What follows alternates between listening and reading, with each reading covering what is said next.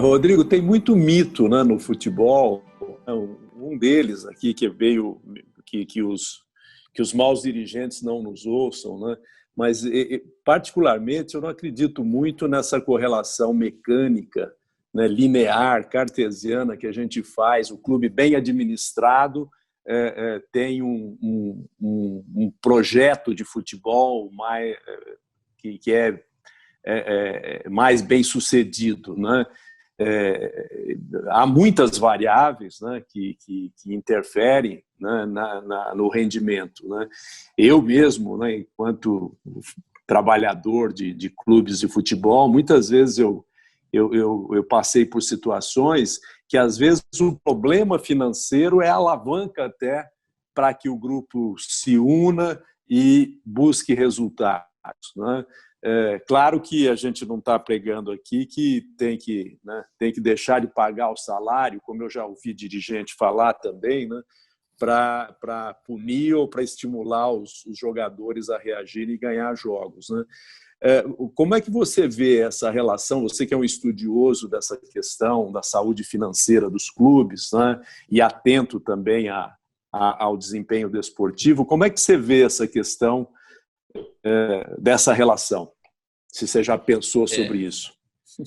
É muito interessante isso que você acaba de apontar, Medina, porque mesmo que um clube tenha a melhor administração possível, não necessariamente ele vai ser o mais vitorioso possível.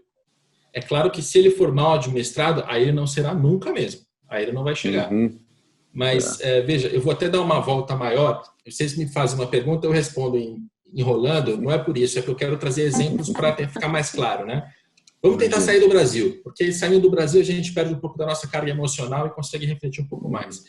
O Chile passou por um processo muito interessante a partir dos anos 2000, que foi a privatização de vários clubes, teve lei, teve apoio do governo, né? Até um estímulo do governo, tinha administrações muito ruins nos anos 90, era basicamente um futebol brasileiro, só que menor em termos de quantidade de dinheiro, né?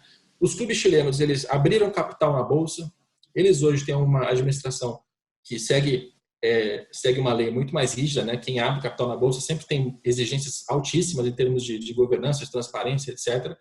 E assim, eu olho para os números financeiros, eles estão organizados, não devem demais, não tem prejuízos. Você olha, mas ao mesmo tempo, os torcedores dos clubes chilenos estão ensandecidos, tentando sair desse modelo de SA, porque isso foi um grande fracasso, porque lá nos anos 2002, 2003, os clubes entraram na bolsa e disseram que ia ser tudo mil maravilhas, ia ser tudo excelente, só que até agora não ganhou uma Libertadores, a seleção chilena está enfraquecida, jogadores da base estão saindo rapidamente do Chile. O que é que está acontecendo? Tem um problema aí, o mercado tem um tamanho menor. O Chile não tem mídia suficiente, não tem empresas suficientes, não tem uma economia grande o suficiente, não tem população. Então, o Chile, em termos de administração, melhorou muito vários de seus clubes, né? Principalmente os três maiores, o Colo-Colo, a Universidade Católica e a Universidade do Chile. Esses três hoje são boas administrações, mas eles têm um limite, eles têm um teto que eles não conseguem passar financeiramente. Eles não conseguem fazer os investimentos, talvez até pela... Olha que coisa curiosa. Talvez até por ter cobranças de responsabilidade maiores, eles não façam algumas loucuras e não consigam, de repente, competir com um clube brasileiro, eventualmente, numa Libertadores, baseado em doping financeiro, em responsabilidade fiscal.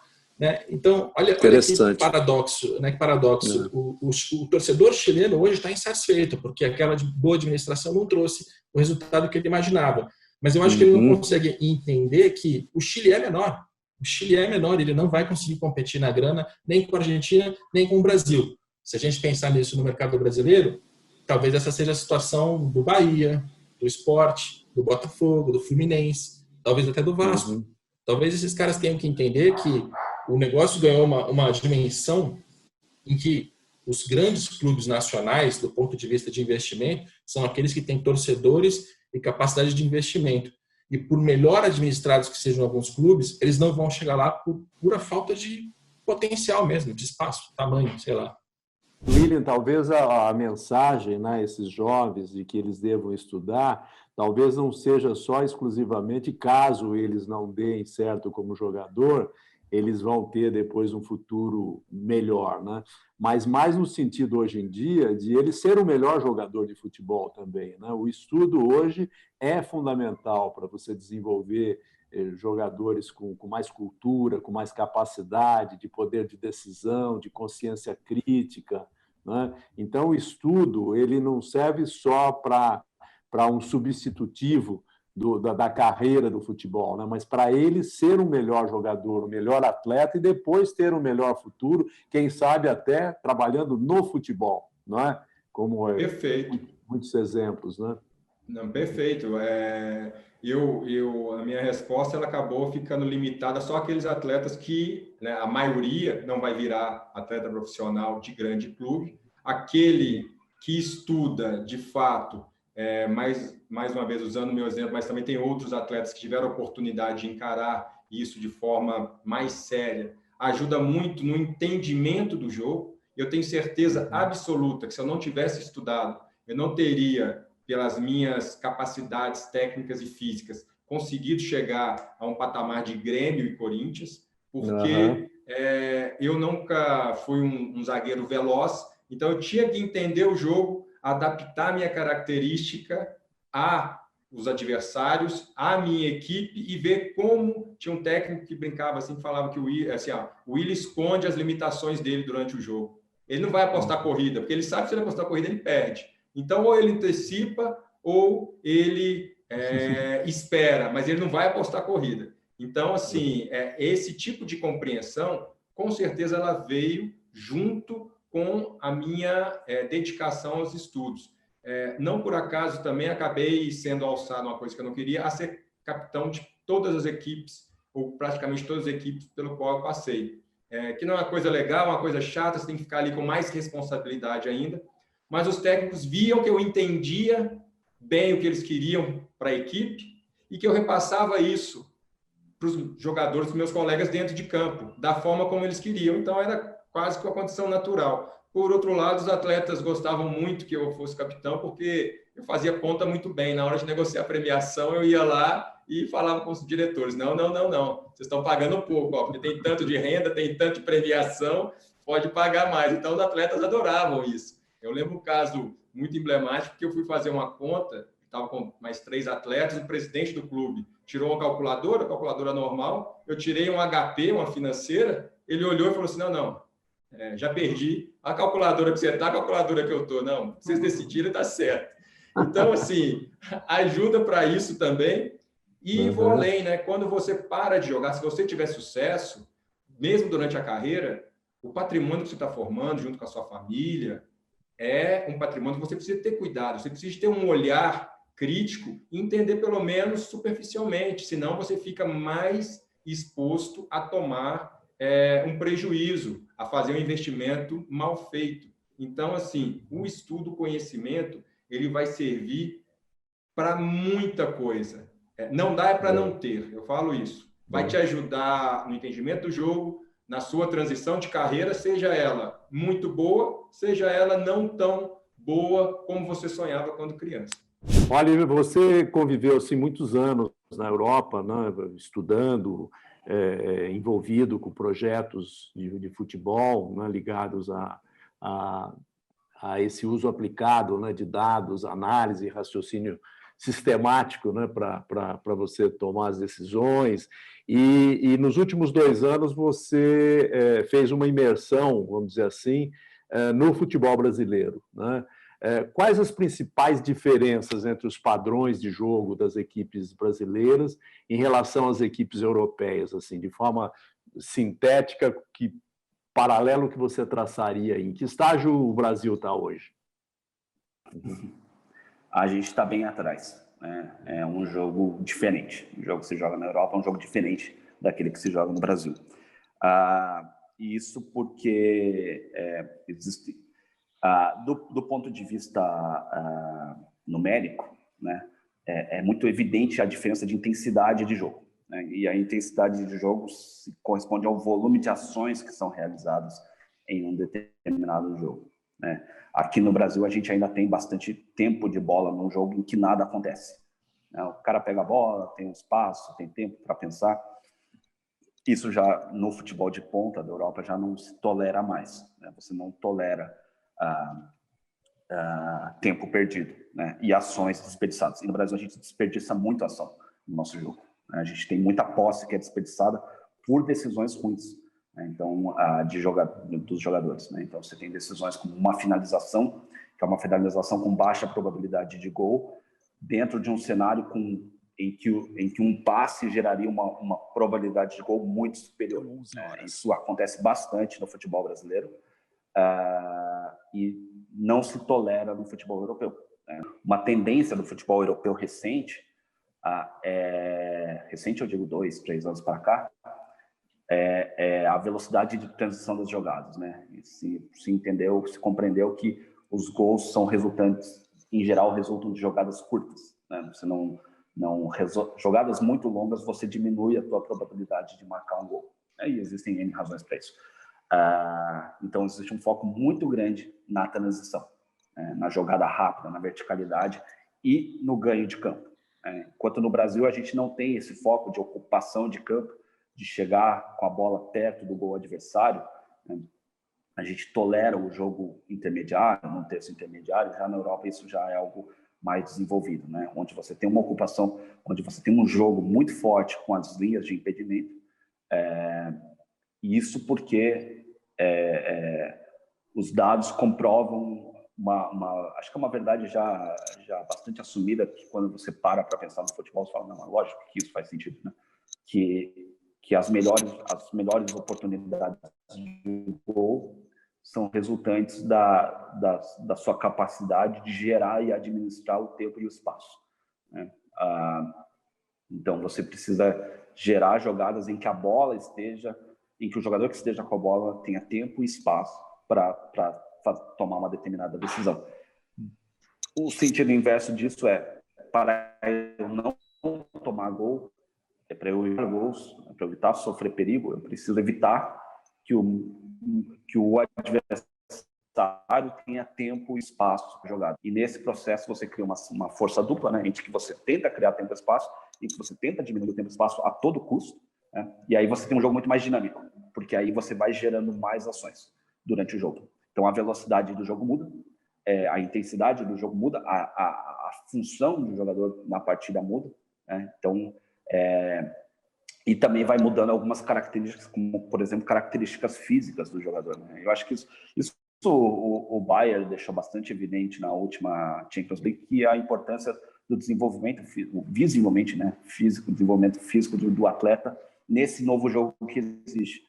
Porque esse desenvolvimento físico, se antes a gente acreditava que o desenvolvimento físico travava um pouco o jogo, né, porque você acabava tirando agilidade, em um jogo mais vertical, o desenvolvimento físico ele passa a ser preponderante para justamente te dar a explosão que necessita de gerar ações e criar espaços em curtos,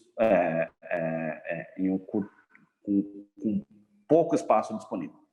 E também eu acho que no Brasil a gente tolera um pouco eu sei que essa é uma grande polêmica, né, no futebol brasileiro, mas no futebol brasileiro a gente tolera mais a individualidade, né, a opção do jogador pela busca do drible, enquanto que na Europa se tolera o drible quando essa é a solução ótima para você gerar espaço, né? Se você consegue gerar espaço com um passe, né, você não deve procurar o drible, você deve procurar o passe. A gente tem visto cada vez mais um posicionamento claro, não só do Orlando City, mas de vários clubes, mas particularmente de vocês, como um investimento forte para ser um clube formador. Nesse sentido, eu sei que vocês já têm algumas parcerias com alguns clubes aqui no Brasil, mas o que mais? A gente aqui na universidade acredita que mudar o futebol transforma a sociedade e esse a transformação passa pelo conhecimento. Quer dizer, a gente tem talentos, a gente tem, né, naturalmente aqui, mas esse naturalmente a gente vê que não é sustentável se não tiver parcerias fortes. Se esse garoto, né, que é talentoso por natureza, se ele não tem uma jornada de preparação dele como ser humano, isso não vai avançar. vocês têm alguma perspectiva, algum projeto de investimento nesses garotos para além da área técnica no Brasil? Pode ser uma boa ideia? Não, a gente tem uma boa... A gente realmente é um clube que quer ser formador, até pelo local que a gente está. A Flórida é um estado de imensa diversidade. Os mercados de formação nos Estados Unidos são protegidos, então eu não posso sair recrutando jogadores de outras áreas que tenham clubes da MLS, mas a gente está numa área que talvez seja a área mais diversa dos Estados Unidos, e futebol precisa de diversidade para crescer o talento. Então, na verdade, todo mundo mais olha para a nossa área do que a gente olha para a área dos outros, então a gente investe muito. A gente acabou de fazer um CT só para a nossa categoria de base, que tem 5 campos profissionais, um mini estádio, toda a estrutura profissional para esses garotos se desenvolverem. Trazer garotos de outros lugares, a gente tem algumas escolinhas de futebol no Brasil, espalhadas em vários lugares do Brasil, com programas muito bacanas de formação de atleta, mas principalmente de recreação para atletas e para a nossa marca. Mas tem todos os, assim, você também não pode sair captando talentos em todos os lugares do mundo e trazendo para cá. Existem várias regras da FIFA e da legislação americana que impedem isso. Mas a gente olha com isso com carinho, sim. E eu acho que aqui nos Estados Unidos funciona muito bem essa formação do atleta. Eu acho que isso é uma coisa que acontece aqui, que seria um exemplo para o mundo todo. Quer dizer, o esporte começa nas escolas, de forma quase profissional. Se você vai num campeonato de high school, de futebol americano, de basquete, eles são extremamente profissionais, eles formam muito bem o atleta. Esse atleta passa a ter 2 caminhos: ou ele vai para uma entidade como Orlando City e começa na base do Orlando City, se desenvolver na base do Orlando City, ou ele vai para um e depois vai para outro, ele vai direto para outro, ele vai para o college, onde ele se forma. Assim, como você fala de formação de cidadão, ele se forma na escola, ele se forma na faculdade, e ele vai jogar durante a faculdade ou após a faculdade profissionalmente qualquer esporte aqui nos Estados Unidos. Então é extremamente comum você ver jogadores aqui, inclusive nossos jogadores, que ou se formaram ou estão muito perto de se formar, e mesmo quando eles pararem, a gente tem que garantir que eles vão continuar tendo a possibilidade de voltar para o estudo, formado em grandes universidades. Isso acontece em todos os esportes, inclusive com brasileiros. A gente tem 2 nadadores brasileiros, medalhistas olímpicos, o Cielo e o Borges, que eles são formados em grandes faculdades aqui nos Estados Unidos. Se não me engano, o Gustavo Borges é economista por Michigan, se não estou enganado, que é um diploma extremamente respeitável. E mostra para você como ele está hoje. Ele está investindo nas escolinhas dele, ele está crescendo como empresário, como empreendedor. Quer dizer, ele fez uma carreira brilhante como esportista, ele é medalhista olímpico, e continua isso. Isso é um exemplo que acontece em vários lugares aqui nos Estados Unidos, em vários esportes, inclusive o futebol aqui.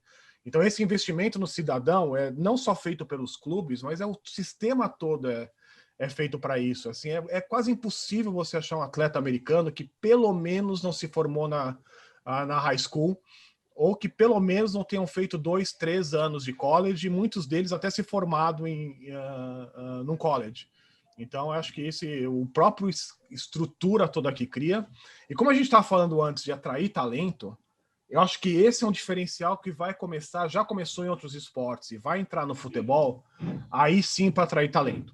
Quando você vê vários mercados no mundo que os pais vão olhar para aquilo como, assim, por que eu vou continuar batendo cabeça nessas divisões de base desorganizadas nesses países por aí, quando eu tenho um convite de um clube americano para o meu filho ir para lá, para o meu filho fazer uma high school nos Estados Unidos, para o meu filho ter essa oportunidade, às vezes, de fazer até começar um college nos Estados Unidos.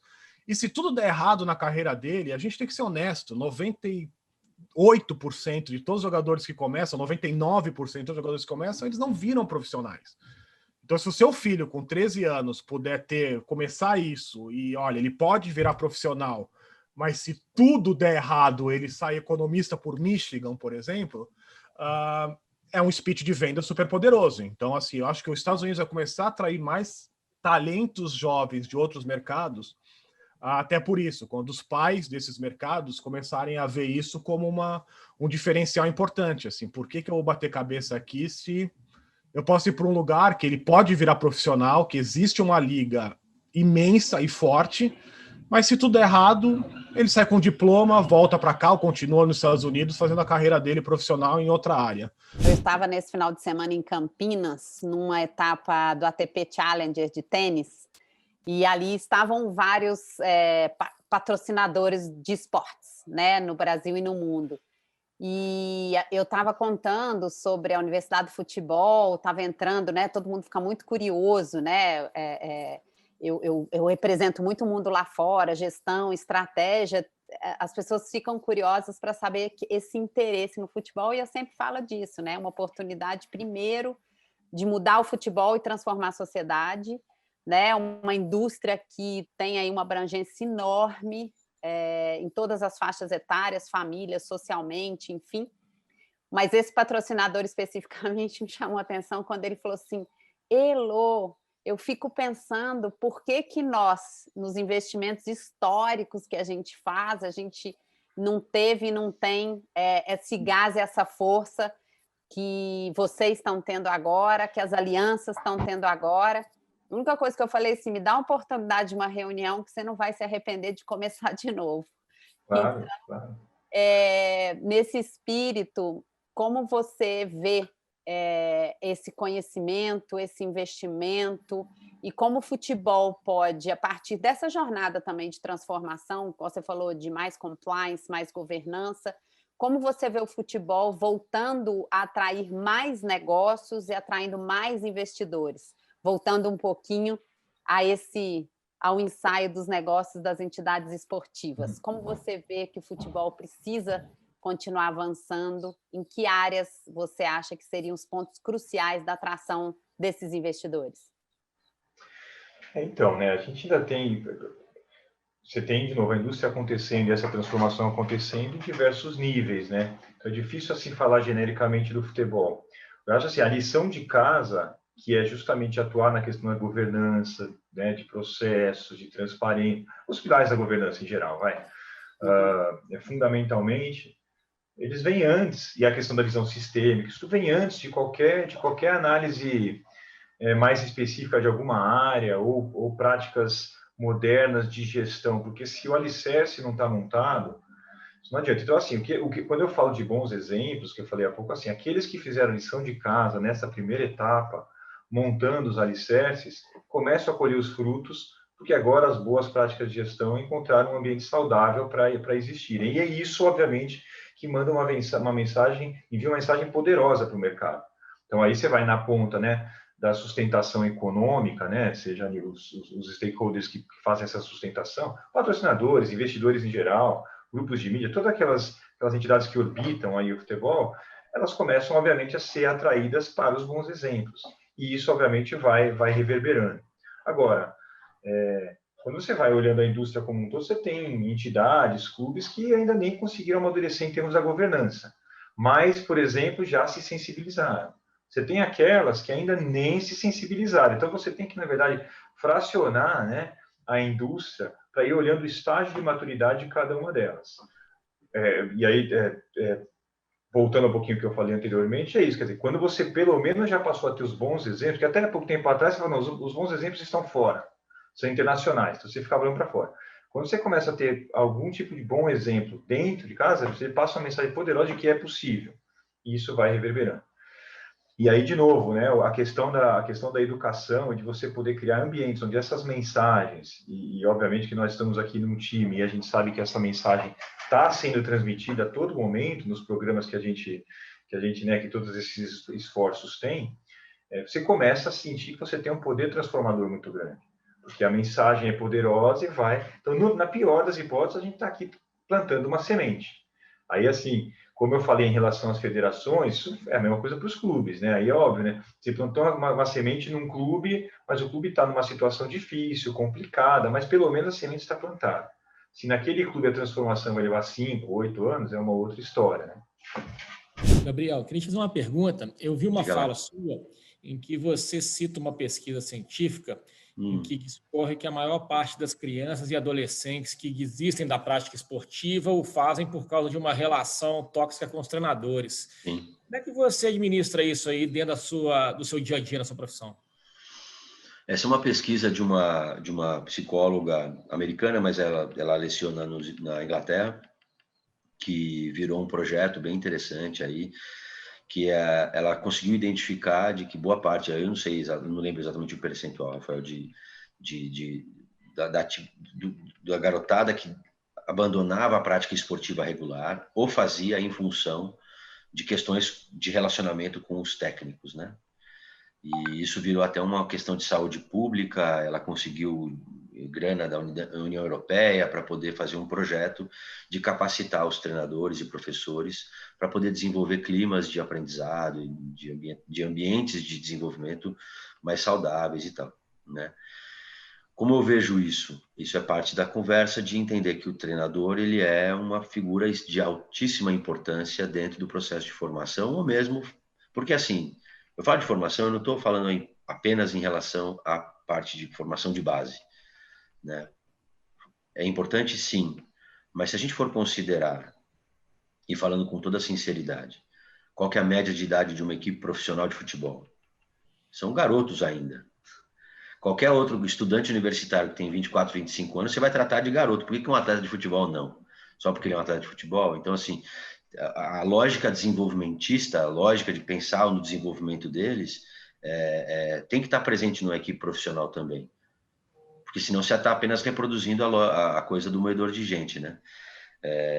Então, assim, qual que é a questão com o treinador? E aí a gente tem um grande exemplo no Diniz de relacionamento humano, né? De como é que você ajuda o treinador a entender que ainda que ele tenha uma função ali de orquestramento daquelas individualidades, daqueles talentos, seja na base ou no profissional, em nome ou em prol de um determinado tipo de desempenho e um resultado a ser atingido, ele também pode ter uma outra camada de relacionamento no aspecto humano. E aí, junto dessa pesquisa e com todos os meus estudos, a minha dissertação fala muito disso e tal, desse campo de relacionamento humano, né, ele é essencial para o próprio desempenho. Então, a minha fala sempre é assim, ó, eu não estou falando para a gente humanizar o processo e aí o treinador conseguir se relacionar de forma mais humana com os seus atletas, poder entendê-los como seres humanos, tal como ele também é, e ele também está passível de ser acolhido por um psicólogo ou por um sistema mais humanizado, né? Só porque eu sou psicólogo e tenho que defender o meu emprego e tenho que falar, é legal fazer isso, vamos lá. Não, é porque tem reflexos no desempenho. Tem reflexos. Vá atrás e procurem e pesquisem. Eu tenho me dedicado há muitos anos a estudar isso. Todos os treinadores de alta performance, treinadores de alto nível do futebol e fora dele, conseguem desenvolver uma qualidade, muitas vezes, intuitiva, esse tipo de relacionamento humanizado com seus atletas.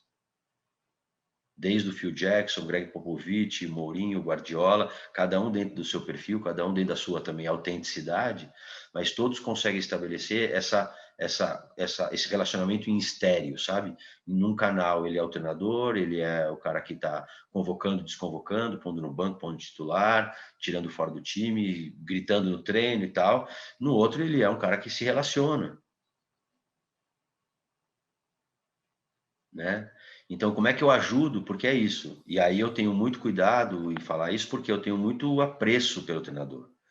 Eu participo lá na Academy do processo de formação dos treinadores, né? E o meu trabalho vai muito no sentido de como é que eu posso ajudá-los a eles construírem um jeito de conduzir suas equipes mais autêntico, mais próprio, né? Não chegar lá dando formulinha de como manipular atleta. Eu falo isso muito para eles. Eu não vim aqui para ensinar vocês a manipular atleta, porque outra fala muito presente, né, professor? É assim, como é que eu faço para tirar o melhor do atleta, para extrair o melhor do atleta? Você não extrai nada de ninguém. É tirar de alguém alguma coisa. Como é que você cria um ambiente, tal como um maestro, como é que você cria um ambiente para que cada músico se sinta parte efetiva, parte contribuinte da orquestra? E possa, sem dúvida, seguir uma partitura, mas ir acrescentando camadas de interpretação e a sua felicidade, a sua vontade, a sua motivação de estar ali. Então, um técnico, tal como um maestro, é um cara que está criando campos de sentido, tal como um bom líder, está criando campos de sentido para que cada um possa se sentir pertencendo, se sentir valorizado, se sentir feliz de estar ali. E naturalmente empenhado e querendo batalhar em nome do grupo, né? E competir e assim por diante. Então, mas o que acontece? Porque aqui no futebol brasileiro é muito mais fácil cortar a cabeça que cortar os pés. Então, tá dando ruim, corta a cabeça, tira o cabeça, tira o técnico e troca de cabeça, né? O cara está o tempo todo pressionado. Estando ele pressionado, sendo tratado como coisa, ele passa a tratar os outros como coisa. Então, também não estou denunciando uma certa perversidade dos técnicos, muito pelo contrário. É uma estratégia de defesa para eles, porque eles são coisificados. Não é fácil, eu já conversei com vários, não é fácil você ligar a TV de manhã e ver o cara sentado num sofá, numa televisão, dizendo: se o cara jogar o próximo jogo, né, se ele continuar para o próximo jogo, eu venho de cueca aqui no programa. O cara torcendo para o cara ser mandado embora. O cara inflamando a torcida contra ele. Não é fácil. Eu acho que poucos de nós aqui teriam o coração para ser um cara desse, né? E aí, muitos deles, por serem coisificados, acabam reproduzindo essa coisificação para com os seus atletas, sem com isso necessariamente pagando um preço altíssimo. Muitos estão com problema de saúde, muitos têm questões aí de ordem de saúde mental e assim por diante, né? Ansiedades, depressões e medicações e que tais. Precisa de muito coração, muita terapia para o cara segurar a onda de tanta pressão, de tanta entrevista. Quando é que você vai cair? Você acha que você fica até a próxima rodada? E tal. E segurar isso e, ao mesmo tempo, continuar desenvolvendo uma relação humanizada, uma relação na qual eu me relaciono com você, né? Imagina essa situação. Eu me relaciono com você independente de você estar jogando bem ou não. Eu vou te tratar como uma pessoa. Se você for uma pessoa ruim dentro do grupo, aí é outra conversa. Mas você sendo uma pessoa legal, eu vou continuar me relacionando com você. Se você não estiver bem, a gente vai fazer o que for possível para ajudar você. Porque essa é a função do treinador. Israel, você acompanha bastante a evolução do futebol, né, no mundo e brasileiro, né? E nós, na Universidade de Futebol, por exemplo, nos preocupamos muito com essa evolução daquilo que a gente chama da pedagogia da rua e a metodologia que é aplicada hoje no futebol, né? E a gente notou, ao longo dessas décadas todas de evolução do futebol, mais recente, uma migração daquele jogo mais espontâneo que vinha da rua mesmo, para uma disciplina tática mais intensa, né? Isso é um aspecto que o Brasil demorou muito a abraçar, né? Hoje, finalmente, a gente vê isso. Como é que você vê a evolução da inteligência no aspecto de ambiente de aprendizagem, né, do jogador brasileiro com essa migração, vamos dizer assim, do destaque individual, das habilidades do atleta, para uma disciplina tática, né, que muitas vezes a gente nota que abafa um pouco essa espontaneidade, essa criatividade do jogador brasileiro. Como é que você analisa essa evolução e que recomendações você daria, assim, em termos metodológicos, para os especialistas? Bom, Medina, é muito importante essa pergunta sua. Como sempre, você só faz perguntas importantes e inteligentes, né? Eu queria começar respondendo ela dizendo que o problema desses aspectos, eles não são os conteúdos. Os conteúdos em si, eles são importantes e eles potencializam ainda mais o jogar. E é claro que à medida que a sociedade ela evolui ou ela tem outras necessidades, é necessário que as práticas laborais também possam evoluir. Então, nesse caso, os profissionais, eles têm que se capacitar e se apropriar desses conteúdos de forma adequada, para que quem possa se beneficiar dessa evolução seja a própria sociedade. A própria sociedade que eu digo são as crianças e adolescentes que estão no processo de formação nesse momento e, obviamente, aqueles que consomem esse jogo, pais, familiares e todas as outras pessoas que estão acompanhando essa criança, essa adolescente, ou que estão consumindo o produto final lá no estádio. No meu ponto de vista, né, até participando de várias formações ofertadas por diferentes agências no continente sul-americano e também até mundial mesmo, O que eu vejo é uma deficiência, em especial no continente sul-americano, no processo de formação desse profissional para o entendimento dessa vertente. Porque nossa formação, historicamente no Brasil, né, ela é uma formação mais biológica para o jogo. Então, nós temos uma visão mais biológica.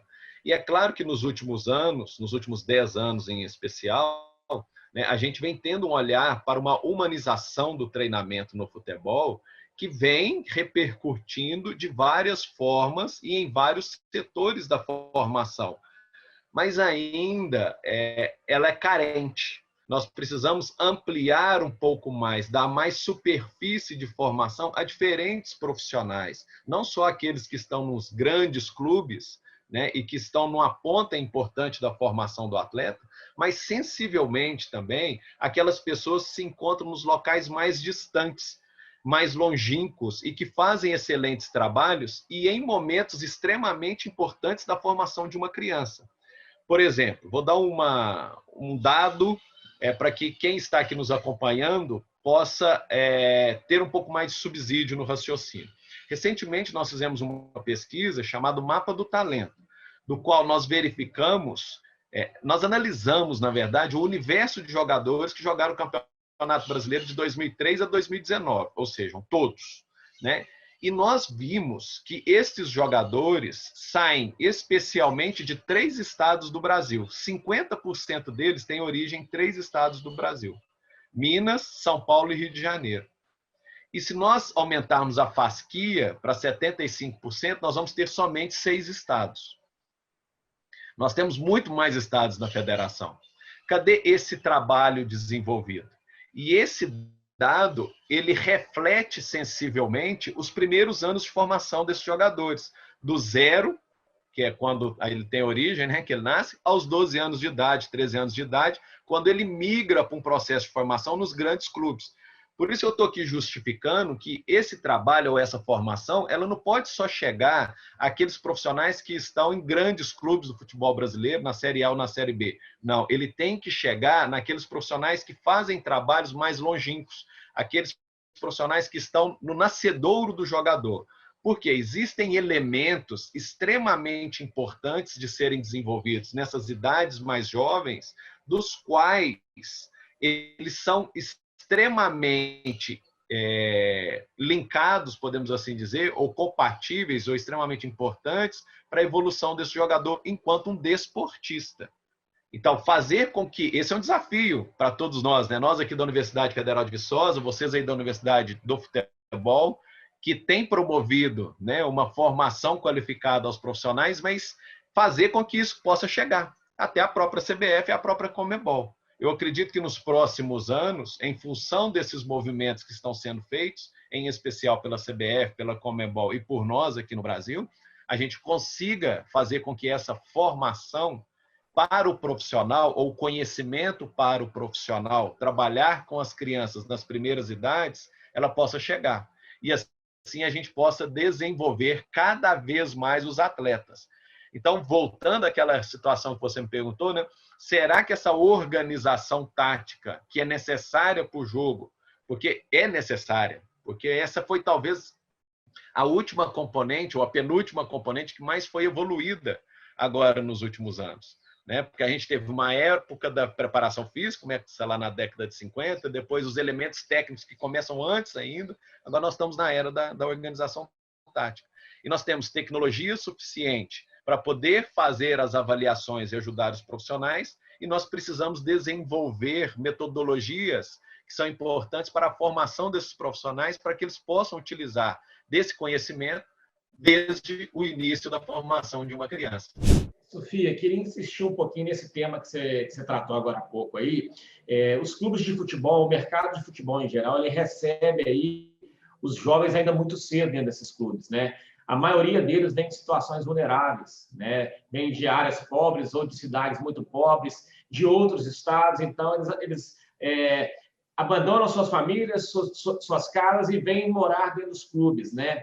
E eu acho que os setores de RH, de recursos humanos dos clubes, ainda não têm um olhar muito voltado para esse lado pessoal, né? O que está sendo exigido ali realmente é o talento, é a habilidade daquele menino, daquele pré-adolescente, muitas vezes, né? De 11 anos, de 12 anos.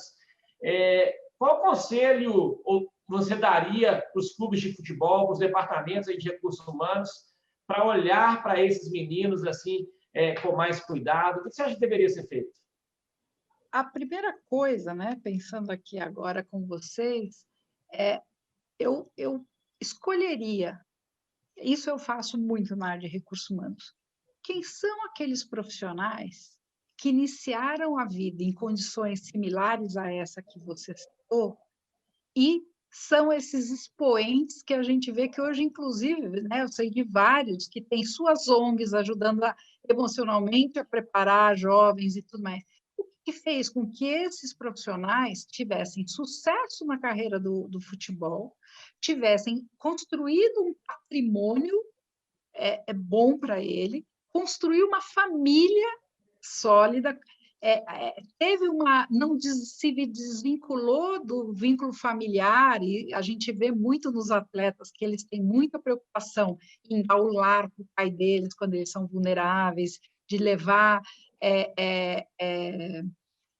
mais ajuda para suas cidades, ajudar suas cidades a se desenvolver. Então, isso é muito bonito nesses jovens que entram no futebol.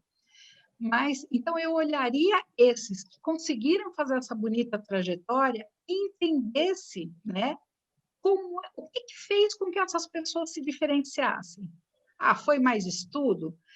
Foi ter tido a condição de amadurecer ou de ter boas pessoas, bons exemplos perto deles que orientaram eles naquela hora que estava lá com um amigo que tentou, né, levar para um mau caminho, e pôde orientar esse jovem para, olha o risco que você tem de ir para esse caminho. Tal.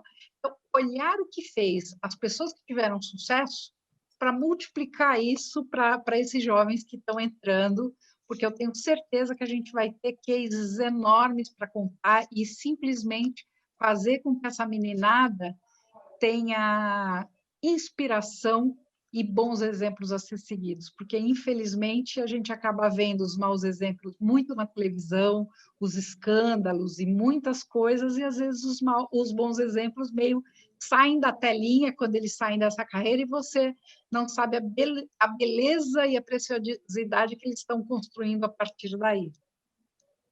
Numa corporação, numa empresa, existem, assim, várias lideranças, né? Vários líderes. Um clube de futebol, por exemplo, a gente tem ali a liderança política, né? Que muitas vezes é representada pelo presidente, nem sempre, né? Muitas vezes a gente vê clubes onde o grande líder é o vice-presidente de futebol, por exemplo, em relação à atividade fim, né?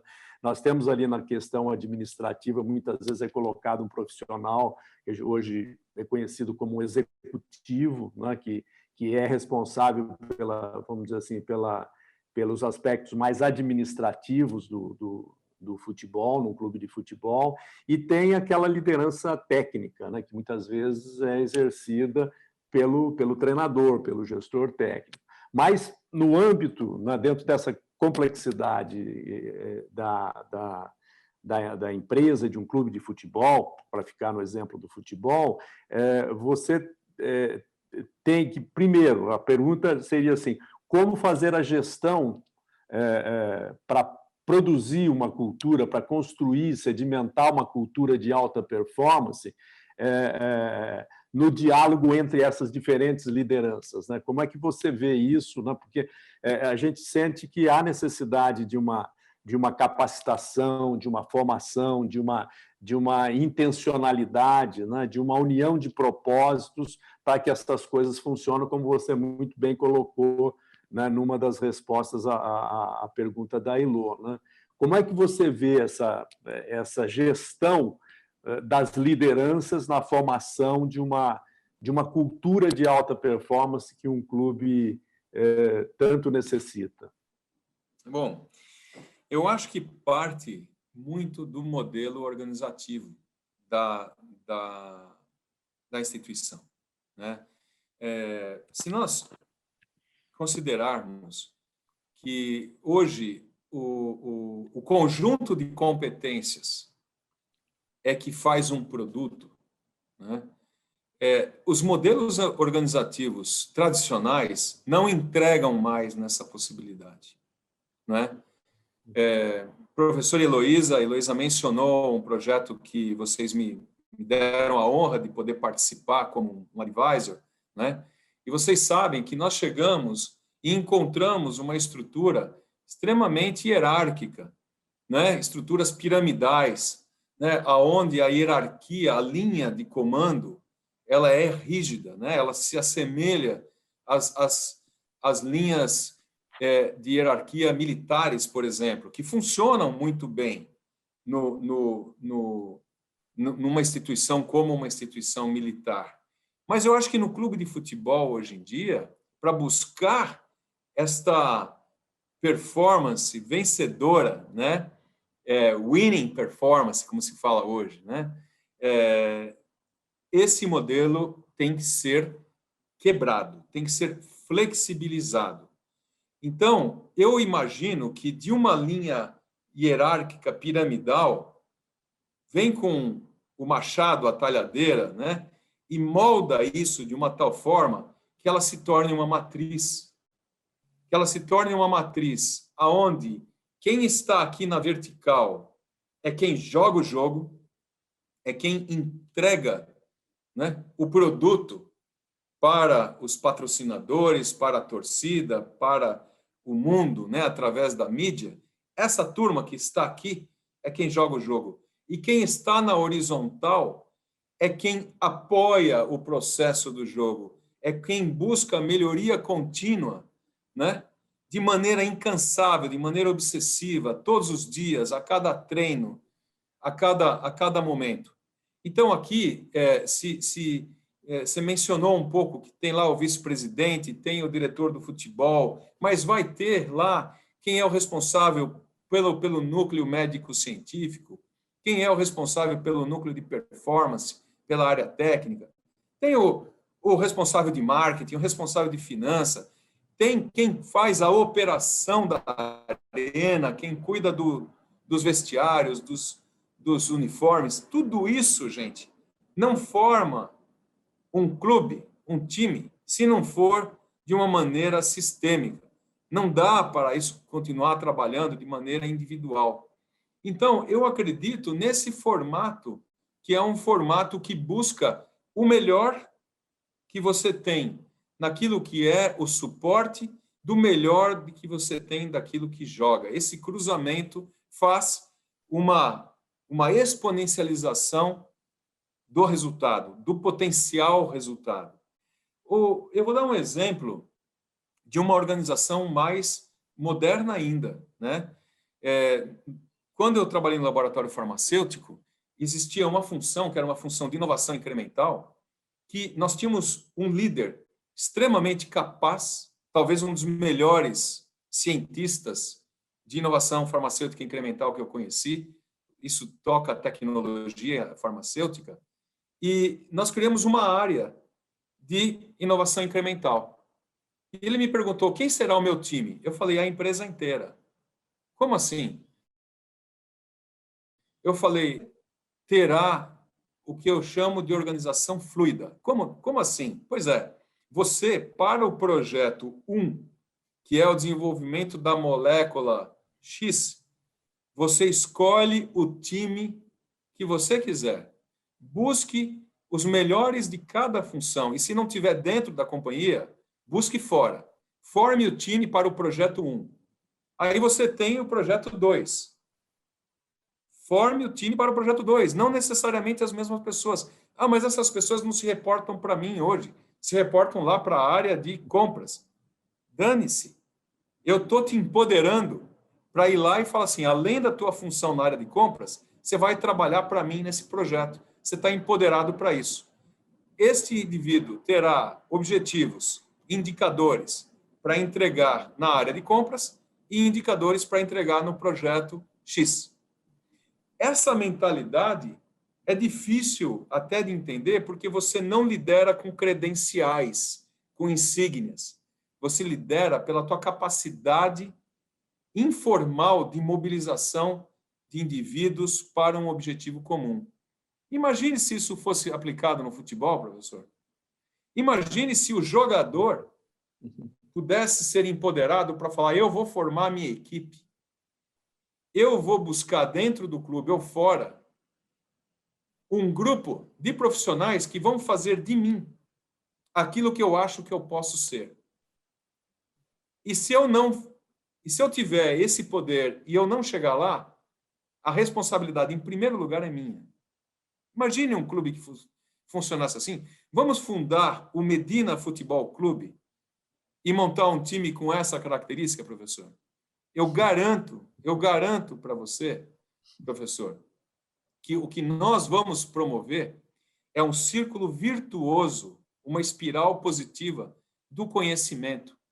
Porque todo mundo sabe o que é melhor para si.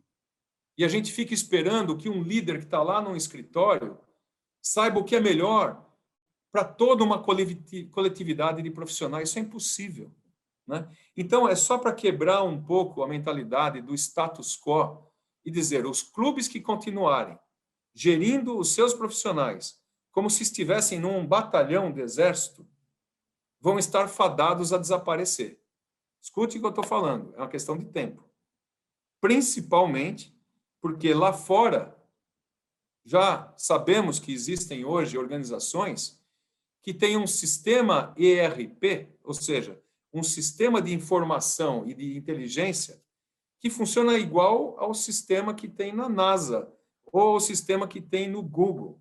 É o mesmo sistema, as empresas que fornecem são as mesmas. Imagine o que esses caras estão gerando de informação e de analytics para poder tomar decisão.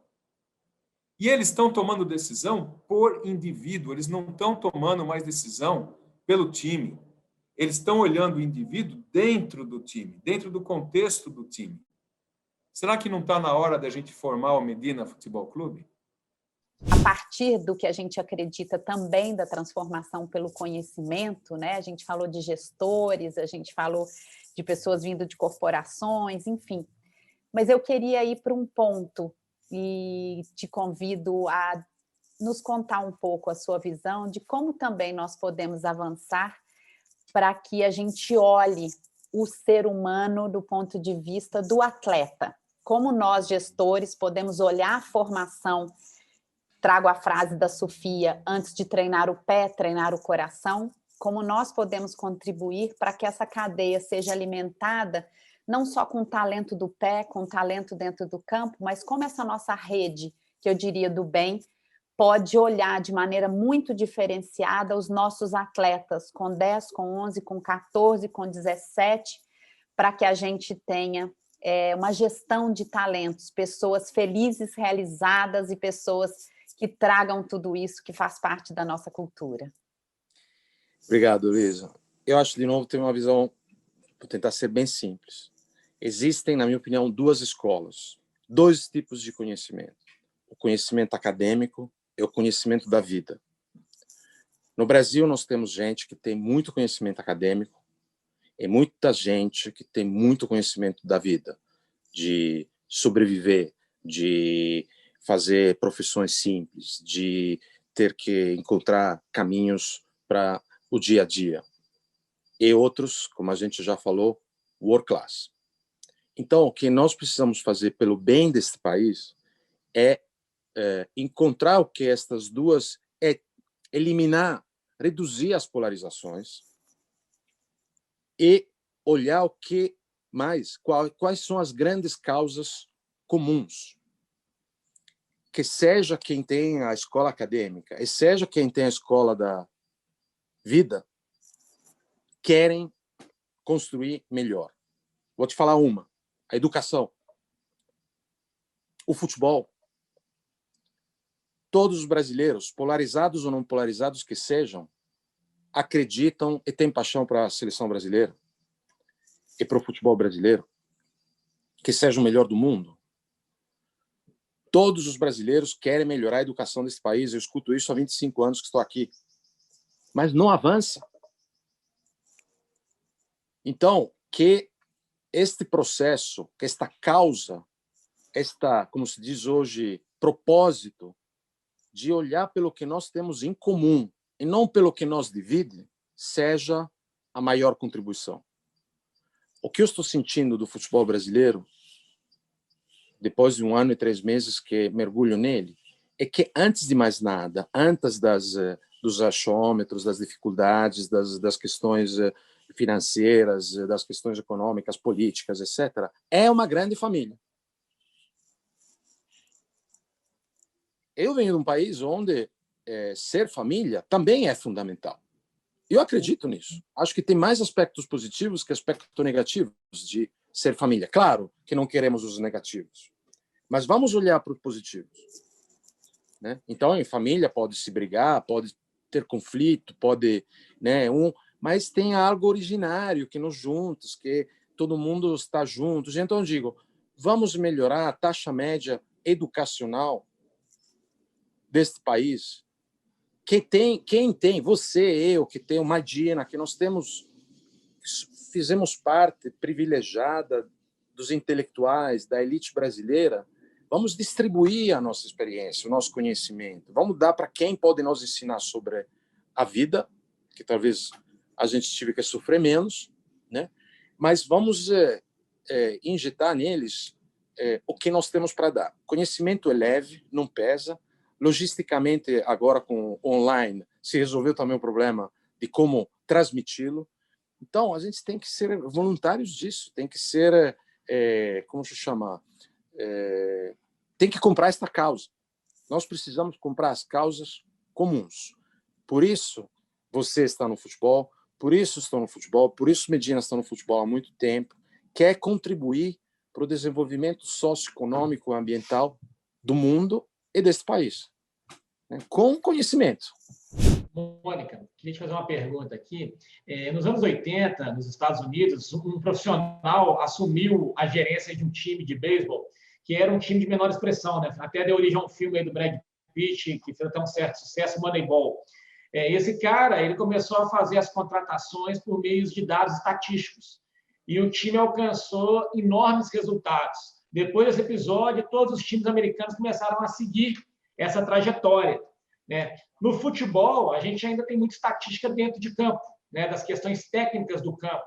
O Liverpool, que talvez seja hoje o melhor time do mundo, já tem um cara que trabalha só com estatística, analisando tanto os dados técnicos como comportamentais dos possíveis jogadores que ele vai contratar ao redor do mundo.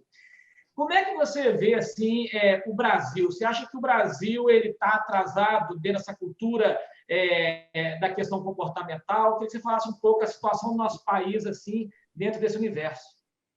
Rafael, você está atrasado, adiantado, eu não sei, mas que eu vou fazer com que o Brasil seja referência nisso, isso eu vou. Por quê?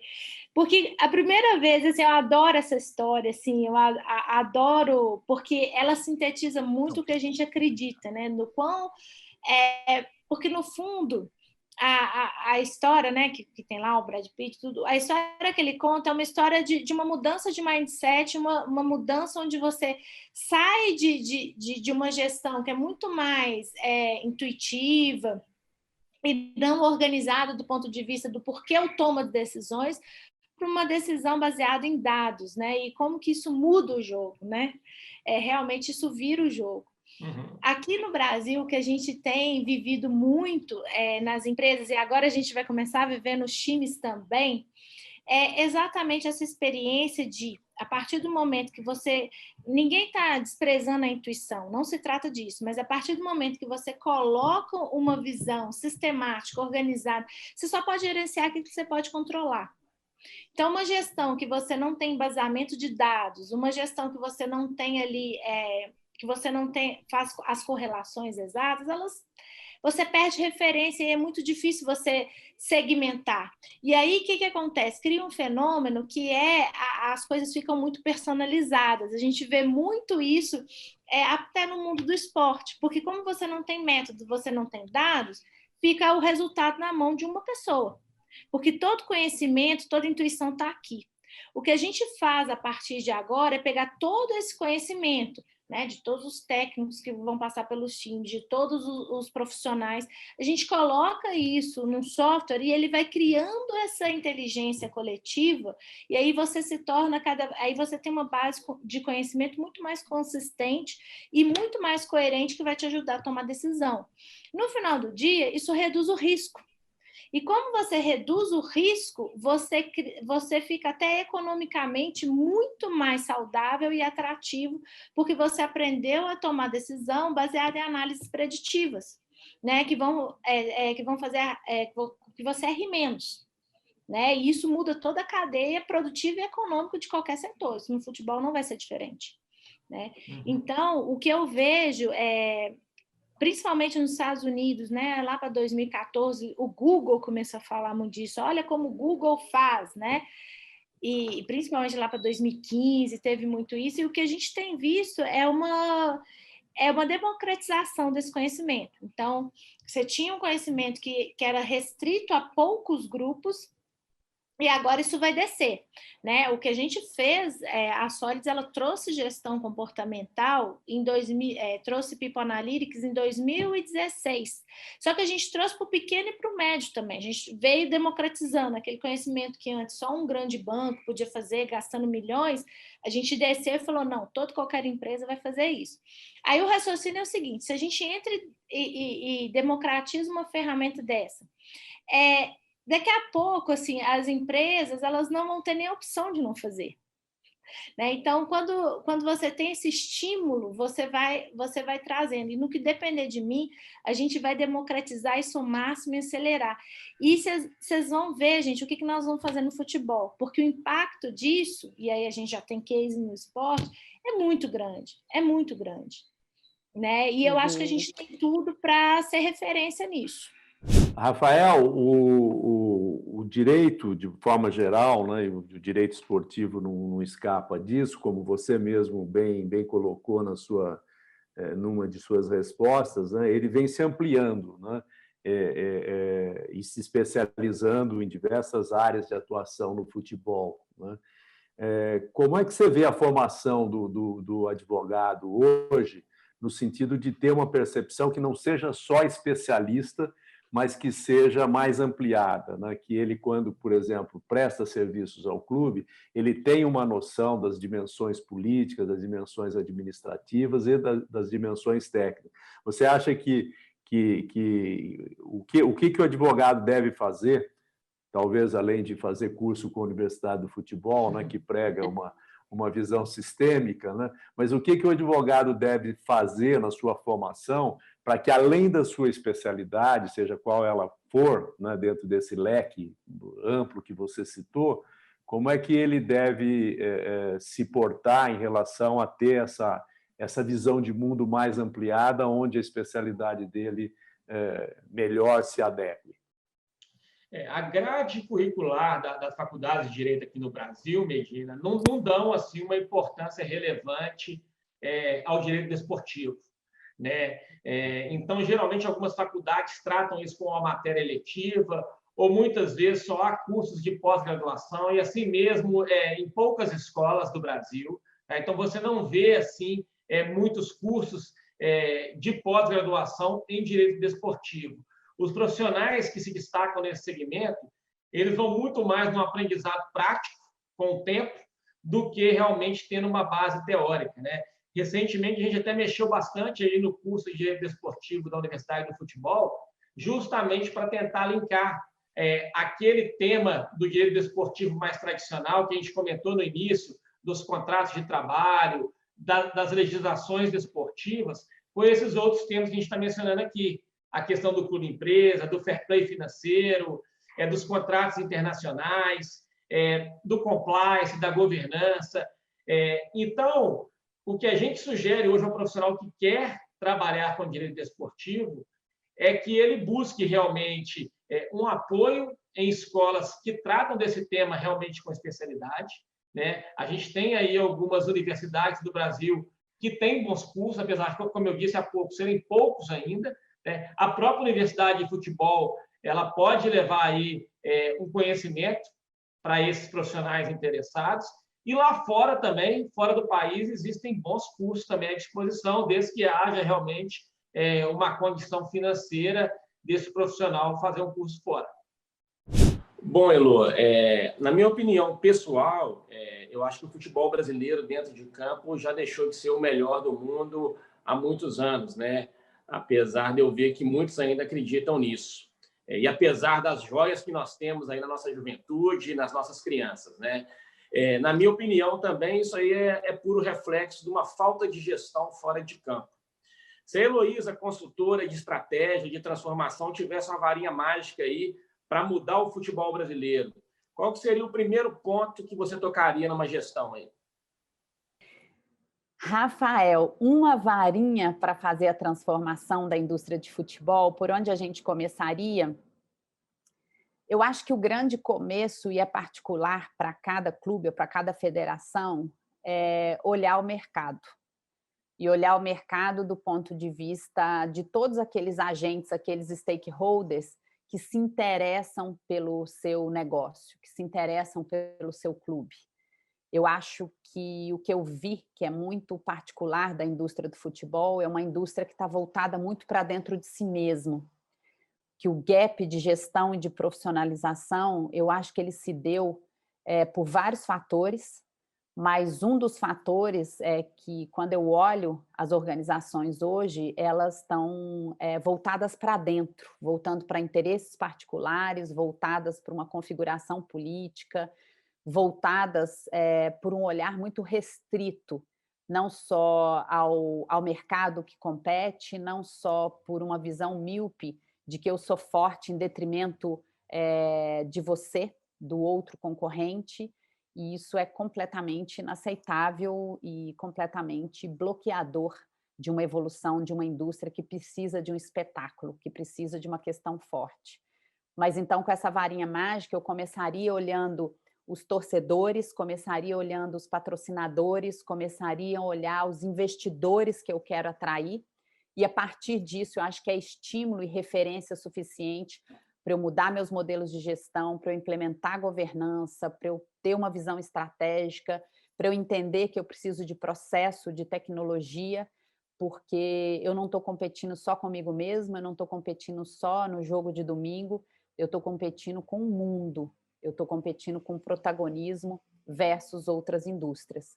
Então, a minha varinha mágica vai para o olhar do externo para o interno e de todas as transformações que cada um tem que fazer a partir de entender essa criticidade daquilo que leva à minha própria ambição, a ambição da minha organização, o propósito e a visão de mundo que eu tenho e que eu lidero.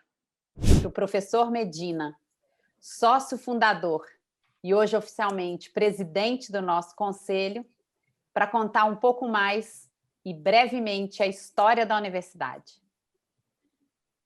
Bom, em primeiro lugar, eu quero expressar assim, a minha alegria, né, de estar aqui com vocês, né, unidos por um propósito comum, né, de fazer coisas que dão sentido para as nossas vidas, né, já que a gente acredita muito na força do futebol enquanto manifestação sócio-esportivo, cultural, né, e a gente também acredita muito no conhecimento como ferramenta de transformação, né, não só do futebol, mas que transcende o próprio futebol, né? Por isso que temos o nosso lema aí, mudar o futebol para transformar a sociedade, né? Isso que nos move e é isso que nos traz até aqui, né? A Universidade do Futebol, ela surgiu em 2003 com o nome de Cidade do Futebol, né? E inicialmente como uma plataforma que propunha aproximação, contato e troca de informações, conhecimentos que pudessem contribuir para o desenvolvimento do futebol. Assim que surgiu a ideia da cidade do futebol.